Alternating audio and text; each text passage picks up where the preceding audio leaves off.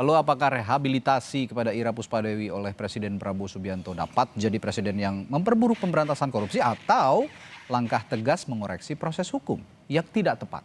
Kita akan memperbincangkan hal ini dengan anggota Komisi 3 DPR RI dari fraksi Partai Nasdem Rudianto Lalo dan juga mantan penyidik Komisi Pemberantasan Korupsi KPK Praswad Nugraha. Selamat malam, Pak Rudi. Malam, Mas. Bung Praswad, selamat malam. Malam, Oke. malam Bapak. Ya, saya ke Pak Rudi dulu kalau gitu. Ya. Karena ini katanya ada aspirasi masuk ke DPR bahwa Bu Ira ini tidak bersalah, tolong ditinjau kembali, tolong dikoreksi sehingga muncullah usulan rehabilitasi ini.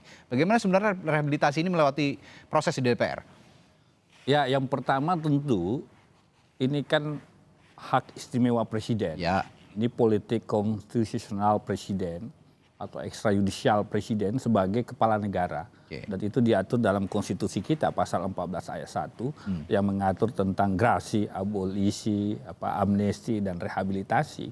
Saya perlu sampaikan bahwa ini sebenarnya kalau ditanya keabsahan ini sah-sah saja. Oke. Karena presiden sebagai kepala negara kemudian mengkoreksi ya langkah-langkah atau proses hukum yang dilakukan oleh organ pembantu presiden sebagai kepala pemerintahan. Oke. Dalam hal ini kejaksaan ataupun KPK. Dalam ini KPK. Bagaimanapun KPK adalah organ eksekutif. Oke. Yang dibawahi oleh presiden. Karena itu presiden kepala negara mengkoreksi itu lewat rehabilitasi. Saya sendiri kalau ditanya soal ini menurut saya sah-sah saja. Kita harus memaknai secara positif. Sekali lagi kasus proses hukum yang kemudian memunculkan persepsi beragam, pro kontra atau berpolemik di masyarakat tentu akan menimbulkan beragam komentar dan sebagainya. Dan menurut hemat saya mungkin karena berpolemik ya dianggap tidak memenuhi rasa keadilan masyarakat, lalu kemudian ini dikoreksi oleh presiden lewat hak istimewa presiden itu rehabilitasi. Dan sekali lagi rehabilitasi ini adalah persetujuan dari lembaga yudikatif bernama Mahkamah Agung. Jadi Mahkamah Agung sendiri yang atas pertimbangan Mahkamah Agung kemudian mengkoreksi putusan hakim yang sekalipun putusan pengadilan sebenarnya terbukti. Ya kan, dan ada dissenting opinion dari ketua majelis hakim. Tetapi karena ini mungkin dinilai oleh presiden berpolemik di masyarakat, terdakwa ini di ASDP ini dianggap ya semacam ada proses hukum yang tidak adil, ya ada ketidakadilan di situ. Ya ini kemudian yang memutuskan presiden menganggap ini perlu dikeluarkan rehabilitasi. Oke, ada proses hukum yang tidak adil. Tapi kok saya memandangnya, karena ini juga disuarakan ya beberapa kali oleh Ibu Ira lewat kuasa hukumnya juga bahwa ada kriminalisasi. Ya, jangan-jangan betul gitu tindak kriminalisasi ini terjadi hingga akhirnya diputus begitu. Padahal sama sekali tidak bersalah dan tidak merugikan negara. Ada pendapat soal anggapan itu? Ada makna dari rehabilitasi ini pertama, koreksi bagi penegak hukum kita yang notabene pedang keadilan presiden, apakah jaksa, polisi, ya KPK, agar dalam proses hukum itu betul-betul motifnya murni hukum. Jangan kemudian ada motif-motif lain, misalkan hanya mengejar kuantitas produk kasus misalkan, sehingga kasus-kasus yang penting proses hukum saja. Akhirnya dinilai di masyarakat beragam komentar, berpolemik, ya kan begitu yang terjadi. Kemudian makna kedua saya kira ini majelis hakim harus memaknai pengadilan itu bukan tempat menghukum orang. Pengadilan itu adalah tempat mencari keadilan. Dia adalah benteng terakhir pencari keadilan. Sehingga jangan karena tekanan publik lalu kemudian dalam pemeriksaan di persidangan, udahlah. Sekalipun misalkan terdakwanya harusnya bisa bebas, tetapi karena mungkin takut tekanan publik membebaskan seorang terdakwa, akhirnya serba takut. Ya vonis aja lah. Akhirnya begitu dia vonis, ribut lagi di tengah masyarakat. Inilah hakim betul-betul harus menyelami rasa keadilan yang hadir di masyarakat. Itu persoalan legitimasi dan kredibilitas pengadilan kalau begitu lewat hakim jadinya memutus perkara tertentu. Apakah ada tekanan atau tidak, ya itu harus benar-benar di tengah kan, hakim itu harus benar independen. Tapi saya ingin juga menegaskan ke Bung Praswad, Mas Praswad, menurut Anda apakah ini rehabilitasi ini berpotensi menjadi presiden buruk yang melemahkan pemberantasan korupsi seperti saya singgung tadi di awal, jangan-jangan bisa sebagai blueprint bagi koruptor lain, atau justru langkah korektif untuk proses hukum yang keliru yang saya singgung juga tadi? Sebenarnya ya gini Mas, jadi kalau dari sisi KPK kan seperti tadi dijelaskan sama Bang Asep, Ya. Deputi Penindakan, bahwa tugas KPK sudah selesai. Jadi proses penyelidikan, pengaduan masyarakat, penyelidikan, penyidikan, dan penuntutan kasus ini kasus panjang ya Pak. Jadi bukan kasus yang kemarin sore jatuh tiba-tiba misalnya atau OTT gitu ya. Ya. Bukan. Ini jadi dari prosesnya sudah dari Dumas, diekspos sama pimpinan, naik ke lidik, diproses ke penyelidikan, naik ke ekspos pimpinan lagi. Jadi udah ngelewatin setidak-tidaknya 4 kali ekspos kasus ini ke pimpinan, dan dihadiri oleh penuntut umum, penyelidik, penyidik, Dumas, tim surveillance interception dan lain-lain. Jadi maksud saya yang mau saya sampaikan di sini adalah bahwa kasus ini secara prudent itu sudah sangat-sangat mencukupi, bahwa memang ini sudah melewati seluruh prosedur yang sudah harus dilewati oleh satu kasus untuk naik perkaranya di KPK. Satu. Yang kedua, bahwa kemudian hari ini ada fakta kenyataan bahwa Presiden mengeluarkan hak prerogatifnya melalui rehabilitasi yang berdasarkan pasal 14 ayat 1, tentu saja ini harus diberikan ada masukan ya, pertimbangan dari Mahkamah Agung. Secara prosedural mungkin saya nggak paham ini sudah ada atau belum masukan pertimbangan dari Mahkamah Agung, tapi mungkin secara formil pastinya sebelum Presiden mengeluarkan kepres itu sudah harus dipenuhi ya. Nah, ini sesuai 14 ayat 1 ya sah-sah saja, meskipun memang di dalam KUHP itu Presiden tidak boleh masuk ke material, karena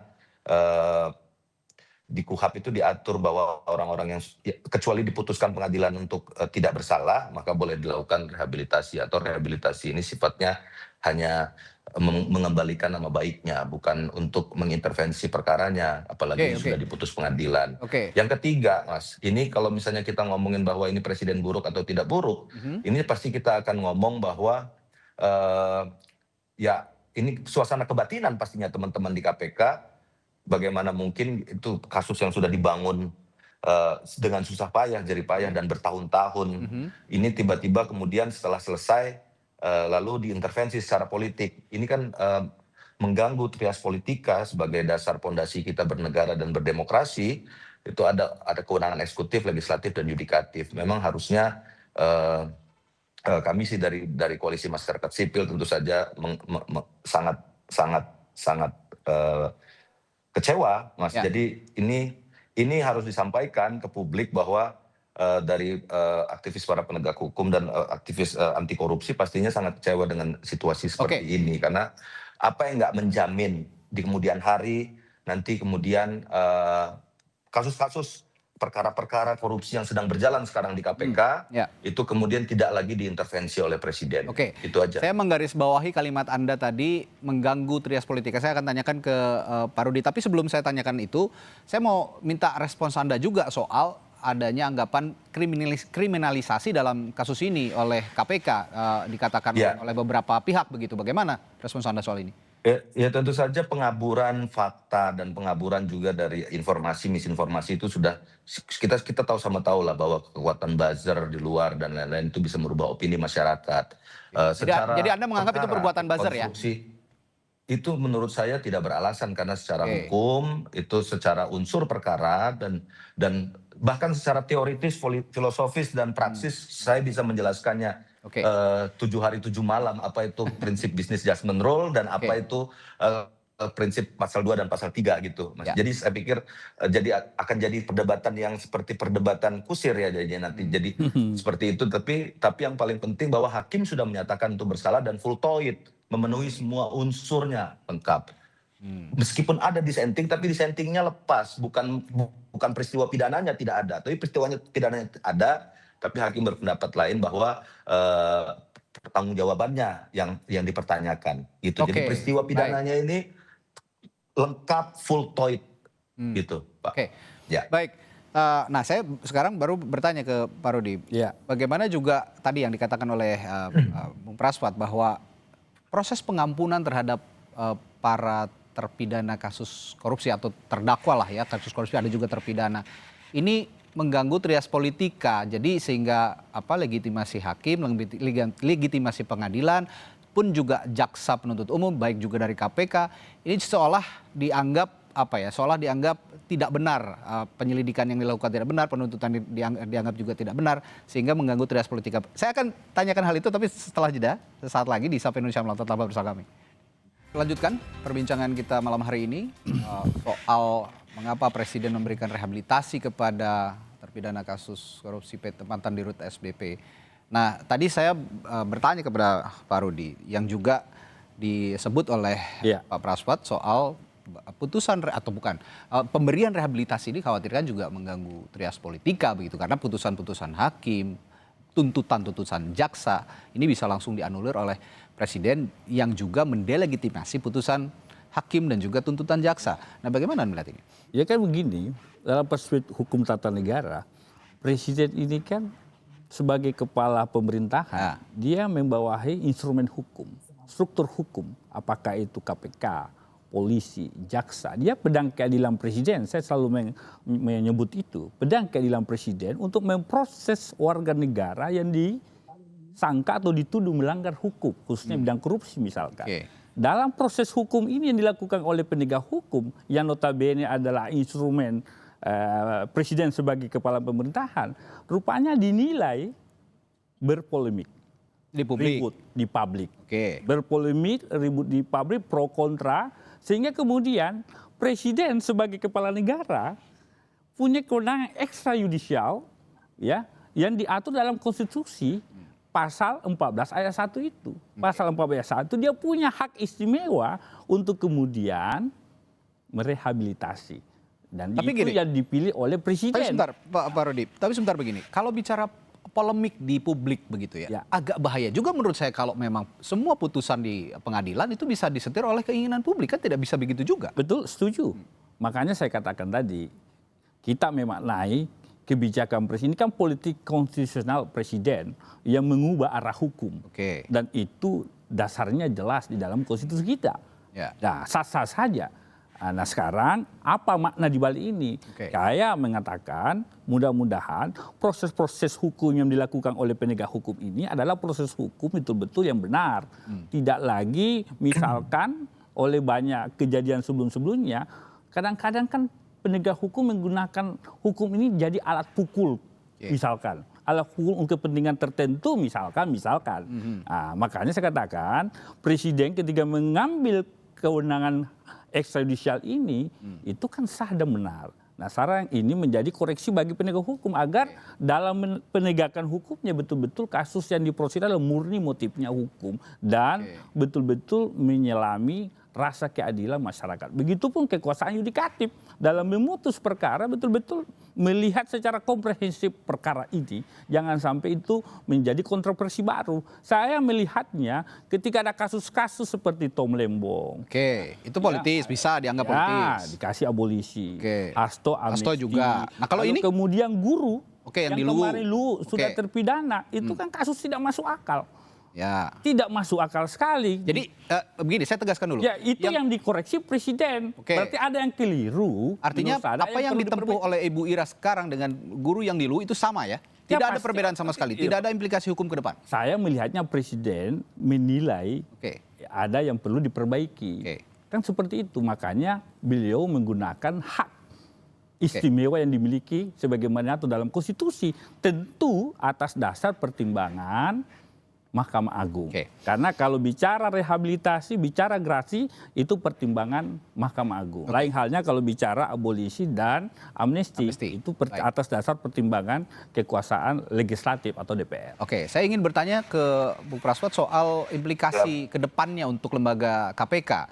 Kalau dari pengalaman Anda sebagai penyidik, Anda melihatnya rehabilitasi ini punya pengaruh eksekusi terhadap putusan pengadilan, dan juga apakah status terpidana Ira ini otomatis gugur? Apa implikasinya bagi KPK dalam kasus serupa misalnya, kalau memang nanti ada kasus serupa di kemudian hari?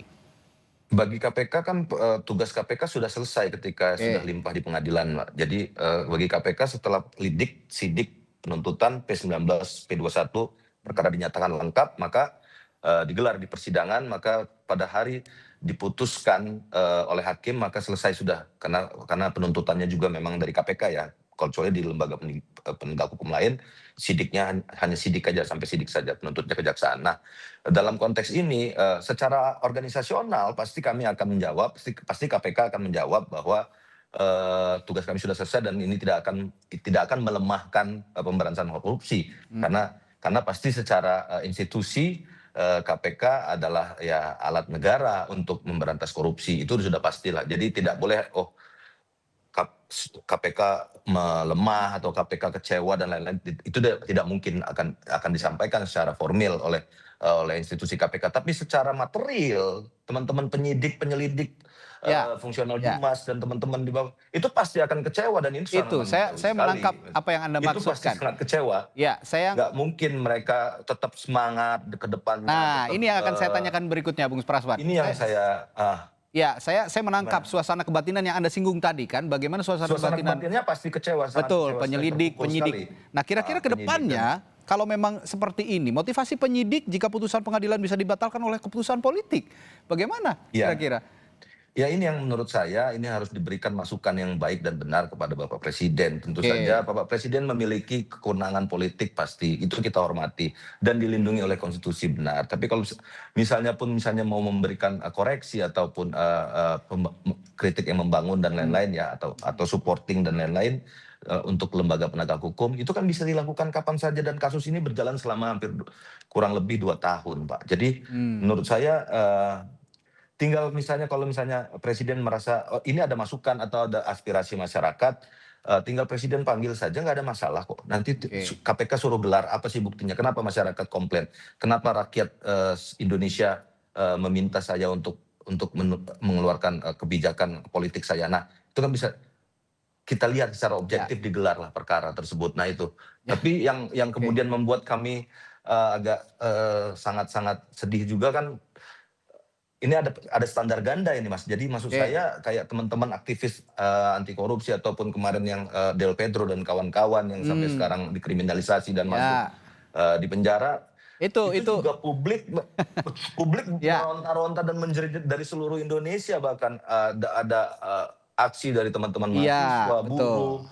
Dan itu berjilid-jilid aksinya, tapi itu juga tidak didengar oleh Presiden. Jadi maksud saya, kalau kemudian kita ngomongin bahwa ada keriuhan di media massa atau keriuhan di medsos, itu kan jadi standarnya nanti akan sangat-sangat tidak ajak gitu. Jadi saya jadinya menyimpulkan, jangan-jangan ada 2 tren putusan hukum ataupun proses hukum yang terjadi di Indonesia saat ini, fenomenanya yang harus dicermati bersama.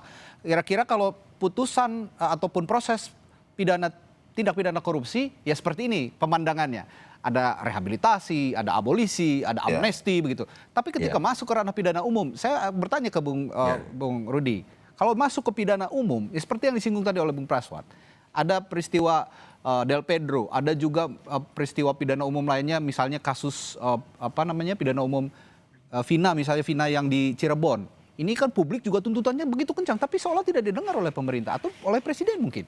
Nah, bagaimana Anda bisa menjawab hal ini kalau memang itu ada hak spesial dari Presiden untuk mengoreksi putusan hukum melalui gerakan publik? Ya. Kalau saya kan berpendapat dalam perspektif hukum tata negara yang dipahami. Kalau kebijakan Presiden ini memang diatur dalam konstitusi kita, politik konstitusional. Jangan lupa, mau KPK, Polri, Jaksa, ini adalah pedang keadilan Presiden juga. Ini kan kalau ditanya kenapa kasus lainnya, itu kan tentu Presiden punya pertimbangan lain, dan Presiden paling paham dan tim tentu kalau soal itu. Tetapi yang ingin saya sampaikan adalah, saya selalu berpikiran mari kita memaknai memaknai positif langkah-langkah yang diambil oleh Presiden. Ya, pertama itu tadi, ini mungkin menjadi koreksi bagi instrumennya sebagai Presiden sebagai kepala pemerintahan. Yang kedua, ini koreksi bagi hakim misalkan. Hakim dalam memutus suatu perkara jangan lagi terkesan takut membebaskan, karena sesungguhnya pengadilan itu tempat mencari keadilan. Di banyak kasus tipikor karena opini hakim membebaskan kasus tipikor, kadang-kadang hakim membebaskan tipikor menjadi bulan-bulanan media, jadi bulan-bulanan opini, sehingga mungkin ada juga hakim-hakim yang tidak berani membebaskan, yang seharusnya mungkin secara materi perkara hukum itu bisa bebas. Misalkan tidak terpenuhi mensreanya, ataukah mungkin ini pure bisnis atau apa dan sebagainya. Tapi saya tidak mau masuk di teknis yudisialnya, karena saya hanya mau mengomentari dalam perspektif ketatanegaraannya. Tapi begini, dari perbicaraannya Bung Rudi dari tadi, ini menyinggungnya hakim terus, tidak ada jaksa. Jadi mungkin salahnya dalam konteks ini seringkali ada di putusan hakim, bukan di penuntutan jaksa gitu kira-kira ya. Ya, karena hakim harus juga menimbang beberapa faktor di luar fakta-fakta yang tersaji di persidangan, begitu? Ya tentu kalau jaksa, penyidik itu kan pedang tangan presiden, kekuasaan eksekutif. Karena dia diberi kewenangan undang-undang untuk menyidik kasus tindak pidana korupsi bila mana ada warga negara yang melanggar hukum. Hakimlah yang menilai di perkara, kan begitu. Ada pembelaannya advokat, ada yang mewakili negara, dalam hal ini penuntut umum di persidangan. Kadang-kadang hakim dalam memeriksa pemeriksa kasus ini karena takut tekanan publik, kalau dia membebaskan akhirnya menghukum saja. Ya memang ujung tombak akhir ada di hakim. Makanya ini yang seringkali memunculkan polemik, sama seperti kasusnya Tom Lembong. Publik menilai Tom Lembong nggak bersalah, tiba-tiba dihukum.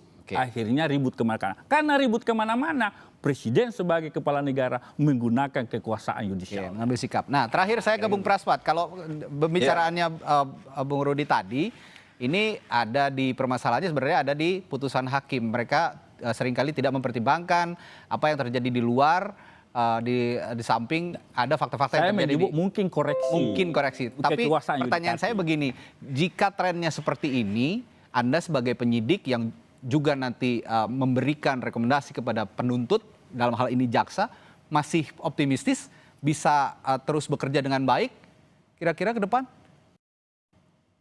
Ya saya pikir begini Mas, tidak adil juga kemudian kita mengeksaminasi putusan hakim tanpa membaca berkas perkara sama sekali. Jadi ya maksud saya ini kan prosesnya panjang, ada 2 tahun, ada penyelidik, penyidik, penuntut, atau ada hakim dan lain-lainnya. Jadi maksud saya kenapa nggak kemudian kita misalnya presiden mau melaksanakan intervensinya secara politik dan hak konstitusionalnya lah. Nah, kenapa nggak kemudian dipanggil dan dilihat, dipaparkan, panggillah teman-teman KPK itu. Itu bisa 24 jam kok bisa hadir. Nah, pimpinan KPK hadir, panggil. Kenapa? Ada apa? Ada masalahnya apa? Alat buktinya mana? Unsur perkaranya mana? Tapi kan sampai saat ini kan belum pernah pimpinan KPK untuk dipanggil presiden dan menjelaskan secara objektif kasus ini apa, buktinya apa. Nah, ini yang pertama. Yang kedua, yang harus kita hati-hati juga, kalau misalnya publik akan menilai bahwa percuma memberantas korupsi karena pada akhirnya bisa dibebaskan juga, ini kan menjadi bahaya sekali untuk kita masa depan pemberantasan korupsi di Indonesia, karena putus asanya para pejuang-pejuang anti korupsi ini, terutama teman-teman di KPK, kekecewaan mereka itu juga harus didengar. Jadi maksud saya berharap tentu saja Bapak Presiden selaku pemimpin negara kita ya pasti tolong juga didengar lah. Berkomunikasi ya dengan suara-suara teman-teman saya ya, teman-teman saya di KPK. Itu juga harus dengar. Keresahan hati, kegelisahan mereka juga harus didengar. Nggak bisa kemudian kita, ini ada medsos, rame di medsos. Enggak. Sementara tidak sereaksioner itu ya. Malam bertaruh nyawa mereka di lapangan untuk membangun kasus ini, itu gimana? Saya tangkap maksud Anda, Bung Praswat. Atau gimana? Artinya saya garis bawahi bahwa Presiden sebaiknya berkomunikasi, berinteraksi juga dengan KPK, apa yang mereka butuhkan, begitu ya, apa yang mereka keluhkan, termasuk dalam melakukan penyidikan, penuntutan hingga akhirnya nanti berujung pada putusan di pengadilan. Dalam utamanya kasus apalagi kalau tindak mau pidana mengeluarkan rehabilitasi ya. Apalagi untuk mengeluarkan proses rehabilitasi perlu juga berkomunikasi dengan KPK. Baik, terima kasih. Baik, terima kasih anggota DPR Komisi 3 dari fraksi Partai Nasdem, Pak Rudianto Lalo, dan juga ada mantan penyidik KPK, Bung Praswat Nugraha, telah berbagi perspektifnya malam hari ini. Sampai jumpa, selamat malam. Saudara, setelah jeda